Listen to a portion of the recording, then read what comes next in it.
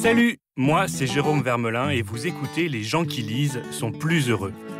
Et si, à l'heure où les réseaux sociaux vampirisent nos cerveaux, prendre le temps d'ouvrir un livre était devenu un acte de résistance? Ce podcast, c'est celui des passionnés de lecture, sous toutes ses formes, sans préjugés. Dans cet épisode, mon invitée est la romancière française Tatiana de Roné. La plus belle des récompenses, c'est quand j'ai conseillé un livre, pas forcément les miens, quand j'ai conseillé un livre à quelqu'un qui ne lit pas, et je leur dis, écoutez, au moins lisez ça, ou au moins amusez-vous avec ça. Après, peut-être un petit message, un petit coup de fil. Ah ouais, vous avez raison, je vais continuer. J'ai bien aimé, ça m'a plu, je vais continuer. Depuis Elle s'appelait Sarah en 2006, Tatiana de Roné est l'une des romancières préférées des Français. Ses livres sont traduits partout dans le monde et régulièrement adaptés au cinéma et à la télévision. Une belle revanche sur les longues années où elle a écrit sans rencontrer les faveurs du public. On la retrouve aujourd'hui en poche avec la publication chez Pocket de L'envers du décor et autres nouvelles, et en grand format chez Robert Laffont avec un tout nouveau roman intitulé Les fleurs de l'ombre. Hasard ou pas, son héroïne est une romancière qui répond au pseudonyme de Clarissa Katsef. Après s'être séparée de son compagnon, elle s'installe dans un appartement ultra moderne à l'invitation d'une mystérieuse agence baptisée Casa. Nous sommes, faut-il le préciser, dans un futur proche où le quotidien de Clarissa va être régi par un assistant virtuel qui peu à peu s'immiscera dans son intimité. Pour Tatiana de Roné, c'est l'occasion de dresser un nouveau portrait de femme, complexe et subtile, dans une atmosphère presque aussi angoissante que l'épidémie de coronavirus dont tout le monde parle le jour de notre rencontre. Bonjour Tatiana de Roné. Bonjour. Vous allez bien ? Très bien. Je suis très triste, j'ai pas pu vous serrer la main. Oui, c'est vrai que c'est des nouveaux réflexes qu'on doit prendre et c'est pas drôle, on peut pas se faire la bise et on peut pas se serrer la main. Vous pensez que ça va durer ? Moi, j'ai peur que ça dure et puis j'ai surtout peur qu'au bout de X temps, je sais pas combien de temps va durer ce sacré virus, mais j'ai peur que les gens perdent l'habitude de se serrer la main ou se faire la bise. Et donc ça m'attriste et ça m'inquiète en fait. C'est romanesque comme situation, ça ressemble à un film un film d'anticipation, non ? Oui, alors moi j'ai des gants, j'ai des très jolis gants noirs très fins qui me permettent aussi d'utiliser mon smartphone. Et donc je vais essayer de m'en sortir avec mes gants. Vous sentez que vous pourriez puiser l'inspiration d'un prochain roman dans les comportements actuels ? Oui, parce que vous savez, même le mot confinement, si on est tous confinés, d'ailleurs ça me fascine ce mot, qu'est-ce qu'on va faire seul chez nous ? Il y a plusieurs possibilités. On va peut-être beaucoup lire, ce qui m'arrange. On va peut-être aussi regarder des séries, ce qui m'arrange aussi, parce que j'en écris. Oui. Et puis, on va être obligé quand même de communiquer les uns avec les autres, pas forcément avec nos écrans. Se voir, comme on dit en anglais, in real life. C'est pas mal aussi, hein. Donc peut-être que ça va donner plein d'idées aux romanciers confinés. Alors pendant la période de confinement qui s'ouvre, on va pouvoir lire Les fleurs de l'ombre, votre nouveau roman, dont l'héroïne est elle-même un peu confinée dans un appartement qui lui sert de refuge. Est-ce que vous pouvez nous la présenter, cette romancière ? Alors Clarissa Katsef, d'abord c'est un pseudo, je ne connais pas son vrai nom. Elle ne veut pas qu'on le sache. Elle a choisi Clarissa en fonction de Mrs. Dalloway et de Virginia Woolf, qu'elle aime plus que tout. Et elle a choisi Katsef, puisque c'est le vrai patronyme de Romain Gary. Donc Clarissa Katsef, écrivaine bilingue, senior, d'un certain âge, on va dire, fait une découverte assez troublante concernant son mari. Et donc, au début de mon roman, elle décide de trouver un nouvel appartement. Et mes lecteurs le savent, les nouveaux appartements, c'est toujours un peu la galère chez moi. L'obsédée des lieux. Et donc, elle va trouver un appartement dans une résidence très moderne, ultra connectée. La résidence s'appelle Casa. Et elle accueille des artistes. Vous pouvez seulement rentrer là si vous êtes peintre, sculpteur, écrivain, poète, etc. Et à son grand étonnement, elle est prise. Donc, elle emménage peut-être un peu trop hâtivement dans cet endroit magnifique, au dernier étage, dans un quartier très récent de Paris. Et elle va se sentir très vite mal à l'aise parce qu'il y a des caméras un peu partout. Elle ne sait pas d'ailleurs très bien pourquoi et dans quel but. Et donc, moi, ce qui m'a amusée ici, c'était de jouer avec sa paranoïa. Cette écrivaine, qui a été géomètre dans une autre vie, donc un peu une obsédée des lieux, et qui se retrouve prisonnière, on parlait de confinement tout à l'heure, un peu coincée dans cet endroit qui semble l'espionner en permanence. Au début, elle pense qu'elle va s'y faire, et puis petit à petit, parce qu'elle est fragile, parce qu'elle est à fleur de peau, elle va commencer à se poser beaucoup trop de questions. Et moi, je surfe sur sa paranoïa. Elle est d'autant plus, elle se sent d'autant plus surveillée qu'elle bénéficie. Alors, je ne sais pas si bénéficier c'est le bon terme, mais d'une intelligence artificielle. Il y a un assistant personnel qui répond à toutes ses demandes, qui lui pose beaucoup de questions très intimes quand elle arrive pour essayer de cerner sa personnalité. Vous avez, vous, ce genre d'intelligence artificielle chez vous, Tatiana ? Alors, vous savez, mon roman se passe dans un futur très proche, une quinzaine d'années, on va dire. Et pour l'instant, nos assistants virtuels, comme Alexa ou Google, on les a tous essayés avec plus ou moins de succès. D'ailleurs, rappelez-vous, il y avait eu tout ce scandale où l'un des deux était espionné, où de temps en temps, les gens recevaient des pubs par rapport à des mots qu'ils avaient pu dire devant leur assistant virtuel. Donc en fait, je les ai testés comme tout le monde. Et je les ai trouvés un peu rudimentaires. Bon, c'est assez pratique pour connaître la météo qu'il fait, l'âge d'une actrice qui dit qu'elle est beaucoup plus jeune ou qui a écrit tel livre ou une recette de cuisine. Mais là, dans mon livre, c'est, comme on dit en anglais, one step beyond, c'est-à-dire que j'ai poussé ça. Je me suis beaucoup inspirée de cette série qui s'appelle Black Mirror. Ouais, c'est super. Ouais.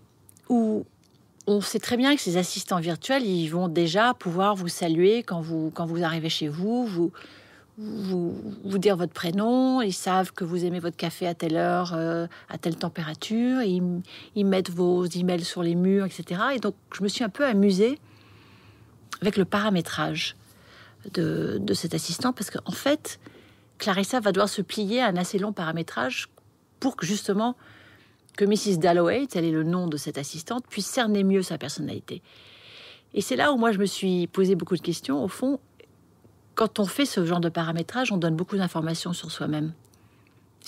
On croit que c'est anodin, on croit que c'est certainement beaucoup trop, d'ailleurs. Oui.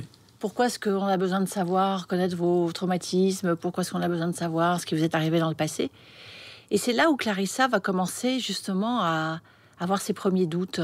Qu'est-ce que c'est que cet organisme CASA? Qu'est-ce qu'ils veulent? Pourquoi ils ont mis tous ces artistes dans le même immeuble?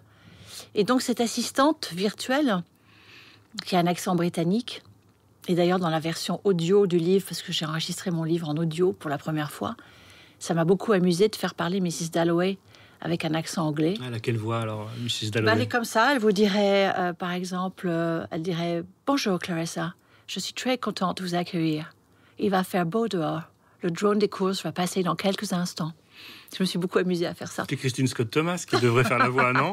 Vous pensez pas? Non, parce que I can take British accents as well, because my mom is English. Mais du coup, le paramétrage m'a beaucoup intriguée.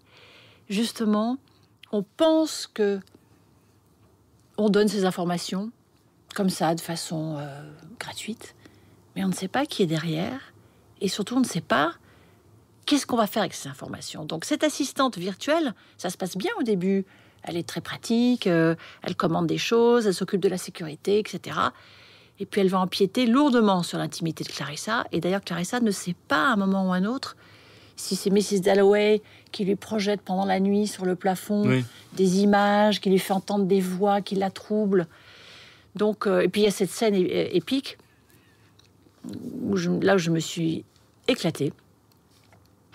Où Clarissa perd son sang-froid et insulte Mrs. Dalloway. Et Mrs. Dalloway répond « Je ne comprends pas, Clarissa. Pouvez-vous reformuler ?» C'est bien. Moi, j'appelle ça de la science-fiction réaliste, on va dire, ou très. C'est le futur proche. C'est effectivement ce qu'on peut voir dans Black Mirror que vous avez cité. Ce type d'histoire, de littérature, ça fait partie de votre éducation, des livres que vous avez aimés quand vous étiez enfant, adolescente ou pas? Alors d'abord, moi je ne considère pas du tout mon livre comme étant de la science-fiction, ni un roman d'anticipation, pour vous dire à tel point je suis étrangère. Je n'ai pas du tout lu cette littérature quand j'étais jeune, mais il y a eu un déclic pour moi. Il y a 30 ans, j'avais lu La Servante écarlate, quand il est sorti. Et puis, entre-temps, de Margaret Atwood. Entre-temps, c'est devenu cette série incroyable qu'on a tous vu, enfin presque tous vu. Avec Elisabeth Moss, oui. Exactement. Et puis il y a eu Black Mirror. Et comme j'ai commencé à écrire des séries il y a peut-être 3 ou 4 ans, à écrire avec d'autres co-scénaristes, à explorer toutes sortes de sujets, je me suis rendu compte que le futur m'intéressait vraiment. Et j'ai la chance aussi d'avoir un père, entre guillemets, futurologue. Oui, tout à fait. Le grand scientifique, Joël de René. Donc, d'ailleurs, le livre lui est dédié. Et en fait, ce livre est né à partir des conversations que j'ai pu avoir avec lui. Parce que la science-fiction, je m'en sens très très loin. Les romans d'anticipation, je n'en ai pas lu. Et moi, ce qui m'intéressait ici, c'était de mettre en scène l'intimité d'une femme. Pas du tout faire un catalogue des techs qui vont changer nos vies, de pourquoi la big data fait peur, etc.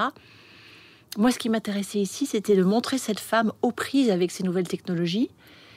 Et même si c'est dans un futur très proche, ça nous arrive déjà quand même d'être fliqués par nos téléphones, d'avoir des images qui fuitent sur nous. Regardez récemment ce qui s'est passé en politique, d'avoir cette menace aussi de choses qui sont divulguées, de l'importance des réseaux sociaux, de la puissance des images qui peuvent déferler sur nos téléphones. Donc, encore une fois, j'ai simplement légèrement exagéré ce qui existe aujourd'hui pour en faire, j'espère, un roman dans lequel mes lecteurs vont pouvoir se reconnaître et pas se dire justement « Ah, c'est de la science-fiction, c'est très loin de nous, on ne comprend pas, on a peur ». C'est l'intime qui m'intéresse ici. D'ailleurs, je vais vous faire une confidence folle. Allez-y, je suis prêt. Le titre original de ce livre, que j'ai donc écrit dans les 2 langues, puisque je l'ai écrit en même temps en anglais et en français, c'était « Intimate Places ». En français, les lieux intimes. J'aime bien, moi, c'était bien. Mais non, je vais vous dire pourquoi. Et mes éditeurs m'ont dit, Tatiana, ça marche pas, ça marche bien en anglais. Intimate places, parce que ça fait penser aussi aux lieux sur le corps, puisqu'il y a l'histoire un peu douloureuse qu'elle va vivre avec son mari.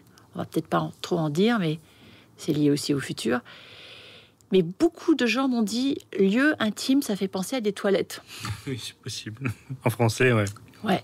Et donc, du coup, c'est Virginia Woolf qui m'a sauvée, puisque comme elle plane sur ce livre, comme Romain Gary, il y a des citations dont je me sers en exergue de chacun des chapitres. Ouais. Et les fleurs de l'ombre, en fait, selon Virginia Woolf, c'est notre paranoïa. C'est tous ces moments de doute, de peur, quand on se dit on ne comprend pas ce qui se passe, etc.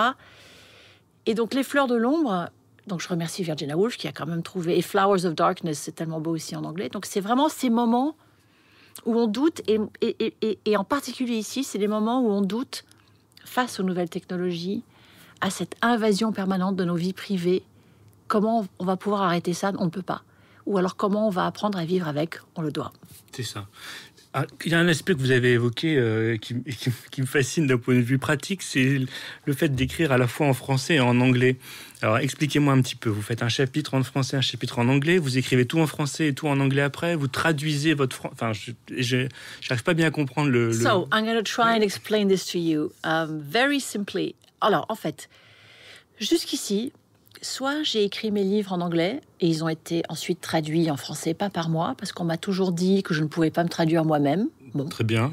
Et j'ai accepté ça parce que je pensais que c'était vrai. Ou alors, j'écrivais en français et ils étaient ensuite traduits en anglais.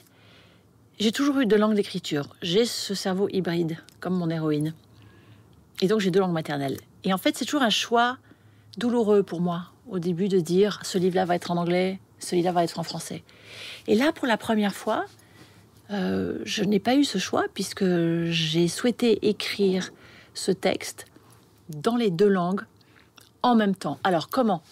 La page ouverte sur mon ordinateur, une page en anglais, une page en français. D'accord. Donc c'est même pas de la traduction, c'est un texte qui est venu en même temps dans les 2 langues, on va dire une auto-adaptation en permanence. C'est-à-dire que je pouvais commencer le texte dans une langue, je faisais pas attention à la langue, j'écrivais peut-être un paragraphe ou 2 ou une page ou 2, et ensuite je réadapte dans l'autre langue, mais ça me permet en permanence d'adapter les 2. C'est-à-dire que le texte d'origine est sans cesse modelé pour que finalement ça revienne, ça s'entende comme une fréquence que moi j'entends moi.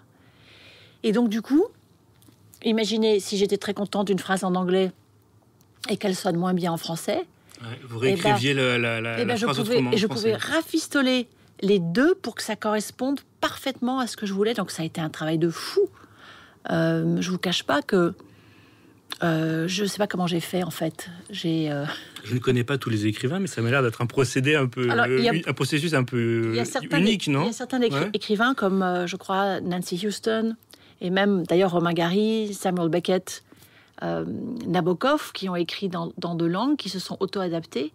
Mais il me semble... Pas simultanément comme ça. Oui, ouais. Et c'est ça qui m'a intéressée justement. Et j'ai eu l'impression que ça... D'ailleurs, Clarissa le décrit à un moment dans le roman, puisqu'elle écrit comme ça aussi. Et j'ai eu l'impression que ça a décuplé mon imaginaire et que ça m'a permis de partir dans des zones un peu incroyables que je n'avais jamais explorées jusqu'ici. Et votre imaginaire est aussi fertile dans une langue que dans l'autre ? Je dirais presque qu'il est même plus fertile en anglais. Oui. Parce que j'ai commencé à écrire et à lire en anglais, puisque je vivais aux États-Unis quand j'étais petite fille. Mon père enseignait au MIT à Boston. Donc j'ai commencé à lire et à écrire là-bas. Et je suis tombée dans la littérature vraiment plus en anglais. À travers la langue anglaise. Parce que je commençais à lire Edgar Poe, Daphné du Maurier. Et donc en fait, j'ai l'impression que cette espèce de on va dire pas charme, mais ce plaisir que j'avais à écrire et lire en anglais, le fait de faire mêler ces 2 langues, de les rendre communes, même si elles sont très différentes, ça a été un défi pour moi. Alors du coup, ça a un peu mélangé les choses dans ma tête, parce que jusqu'ici, quand je parle anglais à français ou anglais à quelqu'un, je laisse pas les langues se mélanger du tout. Et d'ailleurs, on n'entend pas d'accent quand je parle ni en anglais ni en français. Vrai, oui. Mais depuis que j'ai écrit ce livre dans les 2 langues, les choses se mélangent dans ma tête. Et parfois, là, vous voyez, je vous parle... un petit peu schizo comme votre personnage. Et j'ai l'anglais qui arrive en courant en disant « We're free, you let us free, let's speak English now ». Et pareil, quand je parle anglais, le français arrive. Donc, je ne sais pas comment je vais écrire mon prochain livre, mais en tout cas, je sais une chose, et pardon à tous mes traducteurs, anglais-français, français-anglais, je ne veux plus être traduite. Ah oui, c'est comme ça. Ça va faire quelques personnes... ils trouveront du travail avec d'autres, mais c'est pas... Oui, c'est comme mais ça. je ne veux plus. J'ai compris, en fait, que c'est une auto-adaptation permanente des 2 textes. Il n'y a pas un texte d'origine. Voilà. Est-ce que ça vous parle ? Oui, je comprends. Non, mais oui, je comprends que c'est un processus assez très personnel et nouveau que vous ne pouvez pas faire autrement. Est-ce que, Tatiana, vous vous mettez en colère et vous jurez en anglais plutôt qu'en français ? Alors, très bonne question. On m'a beaucoup demandé si je rêvais en anglais, si je jurais en anglais, en français. Et en fait, je me rends compte que j'ai 2 jurons préférés. Alors, je ne sais pas si on peut les dire. Oh, allez-y, c'est un podcast. Alors, j'adore putain. Ah, putain, là, ça, on peut tout mettre là-dedans.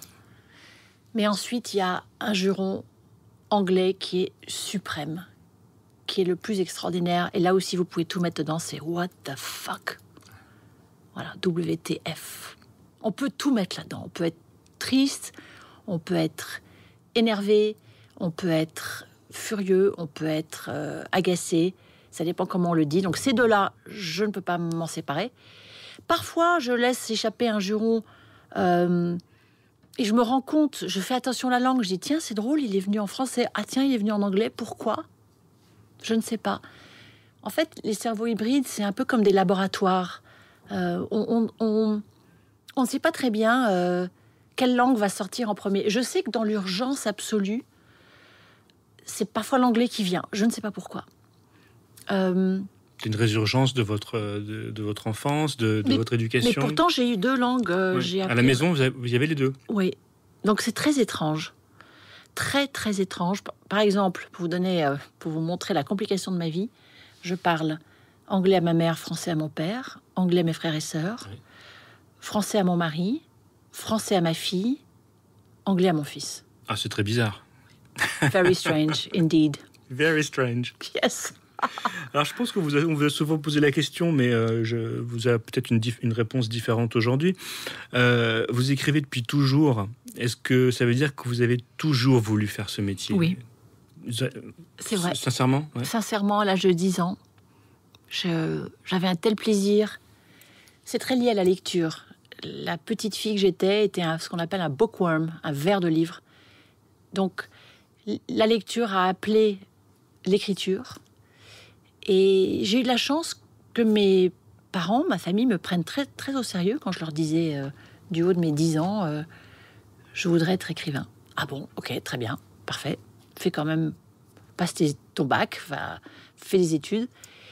Après, c'est vrai que ça a été laborieux parce que même si j'ai publié mon premier livre à l'âge de 30 ans, ça n'a pas du tout été un succès. J'ai donc dû écrire autrement. J'écrivais déjà des séries.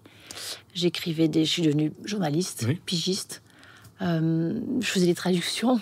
Il fallait bien que je vive de ma plume. Et le succès a mis longtemps à venir. Puisqu'il est venu avec Elle s'appelait Sarah, j'avais déjà 45 ans. Donc vous voyez, il y a eu quand même 15 années de galère, on peut le dire. Mais je n'ai jamais oublié ces années d'insuccès.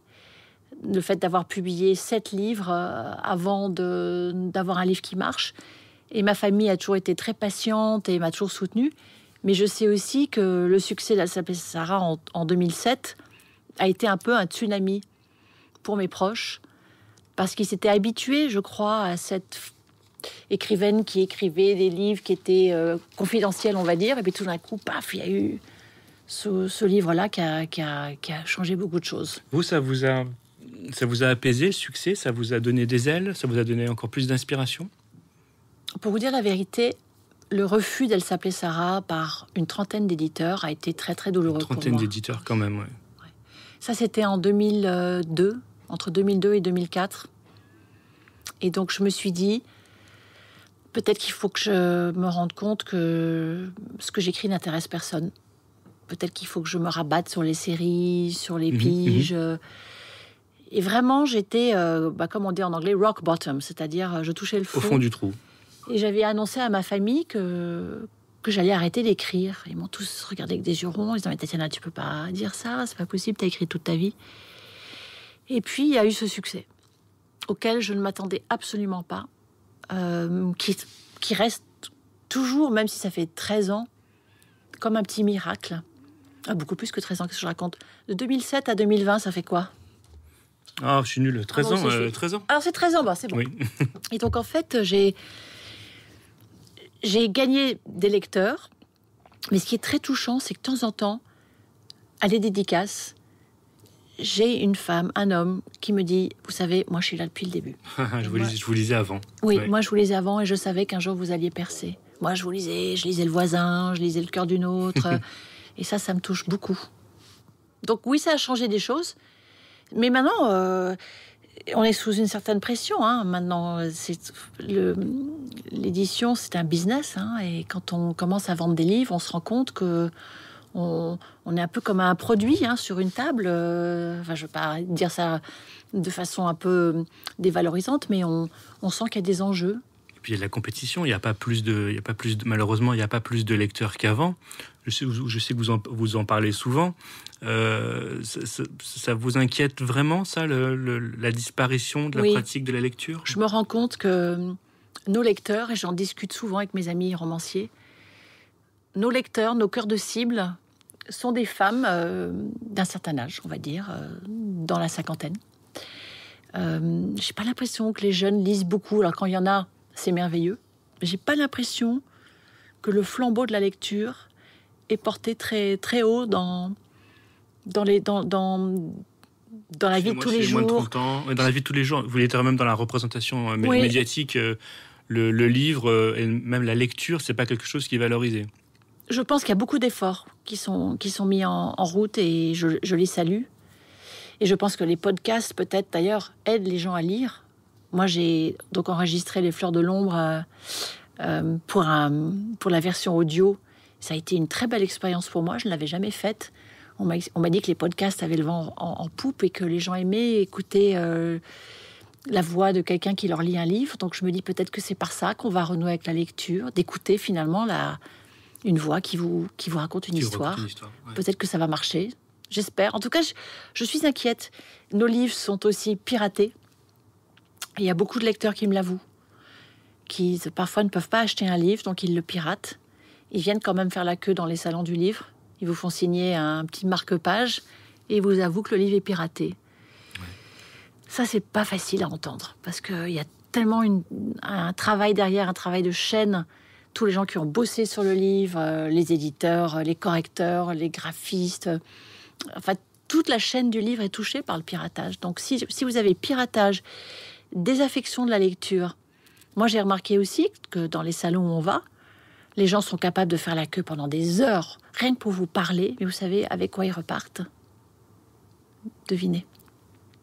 Avec votre livre? Non, pas votre livre. Un selfie. Un selfie? Ils préfèrent le selfie? Oui, qu'ils mettent sur les réseaux sociaux avec tous les bons hashtags.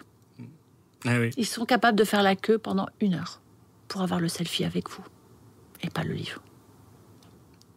En même temps, vous dites ça, mais les réseaux sociaux, vous y êtes présente et je pense que vous vous en servez de manière intelligente pour fédérer une communauté autour de vous. J'ai regardé ce matin, parce que ça bouge tout le temps, hein. Vous avez 25 400 abonnés sur Instagram, vous postez des photos de vous, des extraits de livres, des petites vidéos, plein de choses. C'est quand même un univers que les écrivains ont plutôt intérêt à embrasser, non? Vous savez, il y a 10 ans, on avait des blogs tous. Moi, j'avais des blogs lecture. J'avais un blog de livres qui s'appelait Le Figuier, Fig Tree, où je mettais des petites critiques de livres. Après, il y a eu l'avènement de MySpace qui est mort. Hein. Personne ne se souvient de MySpace, mais on allait là-dessus pour parler des livres. Effectivement, oui. Bon, ensuite, il y a eu Facebook qui a tout écrasé. Et puis, bien sûr, Twitter, Instagram. Et c'est vrai que j'ai eu la chance de, comme d'ailleurs plein d'autres écrivains, de assez vite comprendre comment ça marche. Mais je trouve dommage tous ces écrivains qui viennent uniquement parler que de leurs livres. Alors, en période de promo, bien sûr, c'est normal. Mais moi, j'aime bien donner des conseils de lecture. Et donc, j'ai 2 hashtags qui sont Booktips Tatiana et Favorite Books Tatiana, où j'ai une petite communauté qui aime bien avoir mon avis. Moi, je mets que des trucs positifs. Hein. Les livres que j'ai pas aimés, je n'y vais pas. Je trouve que c'est pas la peine d'aller descendre un livre. Déjà, les internautes s'en chargent. Ça peut être violent aussi, les retours qu'on a sur Instagram, hein, sur Twitter, sur nos livres, sur ce qu'on poste. Donc, il faut être prêt à ça aussi. C'est pas un monde de bisounours du tout, hein, les réseaux sociaux.